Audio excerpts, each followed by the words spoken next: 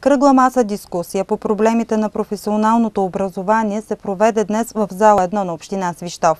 Инициатор на форума е професионалната гимназия по лека промишленост и строителство, която през тази седмица чества 10 години от основаването си. По този повод в фоайето на общината има подредена изложба с експонати, изработени от учениците на училището. Формулата за по-качествено и по-ефективно професионално образование търсиха днес представители на местния бизнес, неправителствени организации, институции, учебни заведения и родители. В представителната зала на община Свищов в 13:30 часа бе открита кръгла маса дискусия на тема «Уча за да зная, уча за да бъда. Тенденции в развитието на професионалното образование». Инициатор на форума е професионалната гимназия по лека промишленост и строителство, която през тази седмица чества 10 години от основаването си. Аз като виж възпитаник на строителен техникум съзнавам колко добри знания може да предостави средното училище и да даде реализация на младите хора в техния бъдещ живот. Пожелавам на всички успехи. Сред присъстващите на форума имаше и представител от София. Аз съм Фани Тодорова, Департамент за информация и усъвършенстване на учители. Радвам се много на тази покана, за което ви благодаря.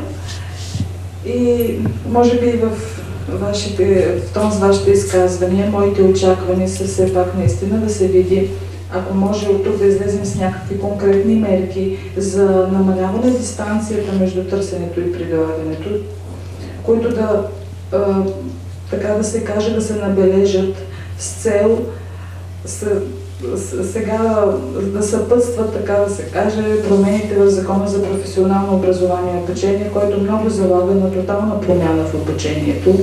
По време на кръглата маса представител на Бюро по труда Свищов запозна аудиторията със сегашното състояние на пазара на труда. Представено бе и проектно проучване за търсенето на труд и работна сила в трансграничен аспект. Работодателите споделиха очакванията си от своите бъдещи работници.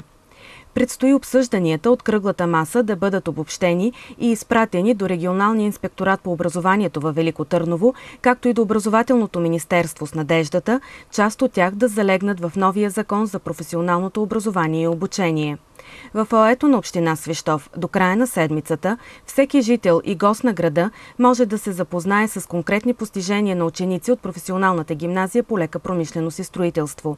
Експонатите в изложбата са изработени от възпитаници в 6 специалности на училището – строител, електромонтьор, шивач, топлинна техника, ресторантьор и оператор в мебелното производство. Да благодаря на всички вас, на нашите колеги, на всички, които с труда си, с вашето пряко участие допринесохте за изготвянето на тези прекрасни експонати. Смея да твърдя, че в региона Свищовски няма друго такова училище като нашето, което може да се похвали с толкова професии и специалности, които да са актуални, които да са търсени на пазара на труда и с които ние да се гордеем. Именно това е основната цел на професионалната гимназия по лека промишленост и строителство.